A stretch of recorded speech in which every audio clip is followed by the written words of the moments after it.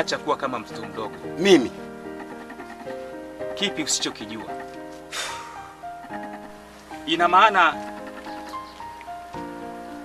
mwanangu apotee kizembezembe kabisa, alafu mimi nikae kimya? Hilo halipo na haliwezekani. Mimi nitajua nini cha kufanya. Aya, ngoja tuone hicho ambacho unataka kukifanya. Maana kwenye swala hili wewe ndo mtatuzi wa mwisho. Naanza kupata mashaka na wewe. Alafu ujue nilikuja kwako kuomba ushauri kama mzee mwenzangu. Ulikuja kwangu ili nikupe ushauri. Kwa sababu sina cha kushauri, naomba uondoke. Naomba uondoke.